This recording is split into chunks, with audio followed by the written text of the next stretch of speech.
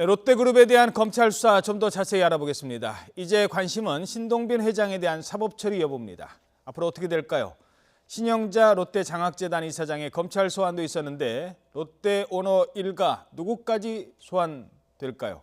두 분과 함께 다양한 사회 이슈 살펴보겠습니다. 손정혜 변호사, 백기종 전 수서경찰서 강력팀장입니다. 안녕하십니까? 안녕하세요. 예, 바로 질문 드리죠. 신동빈 회장 귀국했는데 검찰의 소환 조사를 받을까요? 어떻게 보십니까? 검찰의 소환 조사는 이루어질 겁니다. 지금 현재 최측근 3인방을 불러서 이제 소환해서 조사에 이루게 있는데요.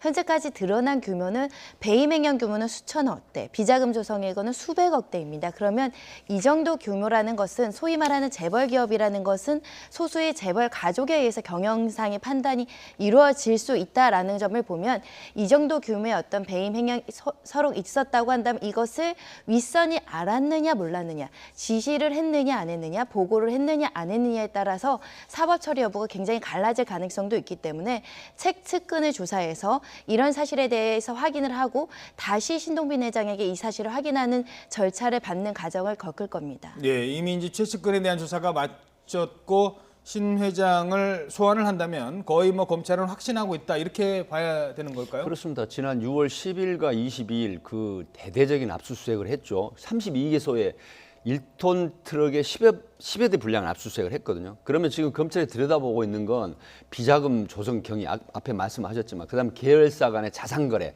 그다음에 횡령 배임, 그리고 이제 마지막에 불법 부동산 거래 이런 부분들을 종합적으로 해서 과연 비자금, 그러니까 내부 자산 거래를 불법으로 했는지 그 규모 이런 걸 파악을 하는 건데 지금 롯데를 움직이고 있는 신동빈 회장 측의 정책본부라는 곳이 있습니다. 예. 여기에 지금 이인호이나 한갑규, 소진세 이 사장들뿐만이 아니라 실무를 담당하는 최정병 롯데카드 사장이나 이봉철 정책본부 실장을 차례로 소환해 지금 조사를 마쳤거든요. 예. 그렇다고 하면 지금 검찰에서 이 정도 대규모의 수사를 했을 때는 타켓이 어디겠느냐.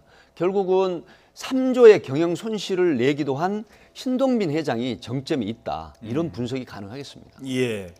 결국은 그 뭐 이제 소환 조사가 불가피하다면 롯데 측도 뭐 대비를 좀 하고 있겠죠? 어떻습니까? 현재 우리 국내 최대 법률사무소를 선임한 상태고요. 특히 그 구성원들 보면 천성관 전 서울중앙지검장 그리고 전 서울고검장 등을 이제 그 선임을 해서 검찰 수사에 아주 만연의 대비를 하고 있다라고 보이는데 아마도 검찰이 압수수색한 증거물의 범위가 어디까지이냐, 수사가 어디까지 들어오느냐, 그리고 이에 대해서 어떻게 변론을 할 것인지에 대해 아주 치열한 법리적인 다툼과 그리고 사실관계의 어떤 다툼이 있을 것으로 예상이 됩니다. 예.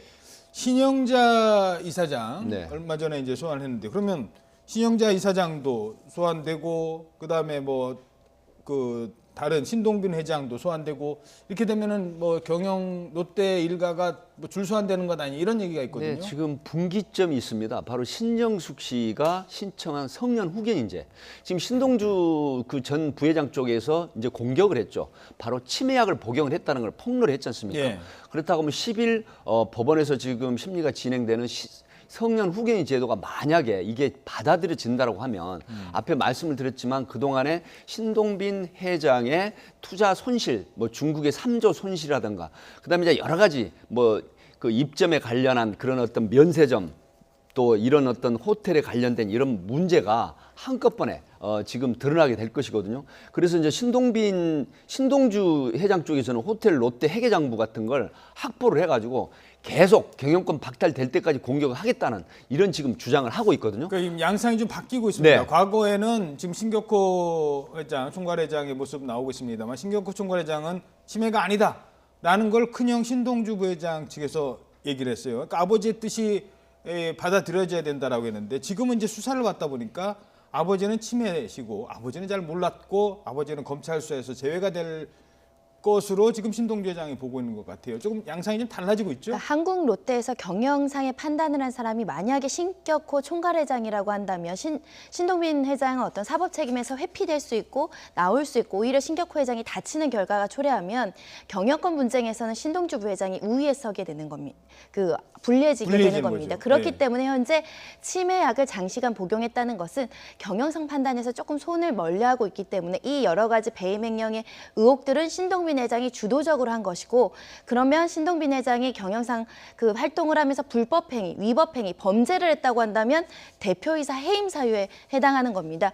그래서 이것을 내 경영권 분쟁과 소송에서 유리하게 끌고 가기 위해서 신동빈 회장이 한국 롯데의 어떤 여러 가지 지시 활동을 주도적으로 했다라고 얘기를 하기 위해서 신동주 부회장이 치매약 이런 것들을 흘린 것은 아니냐, 이런 얘기가 있습니다. 그러니까 쉽게 말해서 아버지는 치매약을 복용했었기 때문에 몰랐고 결국 동생이 한 것이고 형은 뒷짐지고 있다가 나중에 동생이 검찰 수사 받아서 뭐 구속이라도 되면 그렇습니다. 그때 이제 등장하겠다 뭐 이런 얘기인가요? 그게 지금 이번에 신동주 일본 롯데홀딩스 주주총회에서 또 패했지 않습니까? 그럼에도 불구하고 경영권을 반드시 찾겠다 이런 생각을 하는 것 같습니다. 그렇기 때문에 이 치매약을 복용하고 있다라는 폭로를 하고, 그다음에 신정숙 씨 쪽에서도 이제 성년 후견인 이걸 지정해달라고 요청을 한 이런 부분들이 종합적으로 보면 결국 만약에 검찰에서 신동빈 회장이 비자금 수천억에 몇백억 상당의 조성 경위가 불법으로 드러나게 된다고 하면 구속될 수도 있거든요. 이렇게 되면 신동주 씨 쪽에서 경영권을 탈환할 가능성도 없지 않아 있다. 이렇게 분석이 되는 겁니다. 예, 지금 화면은 과거에 이제 바둑까지 두고 건강하다는 모습을 보여줬었는데요. 자, 과연 이 롯데 오너 일가가 어떻게 될지 앞으로 지켜봐야 될 대목인 것 같습니다.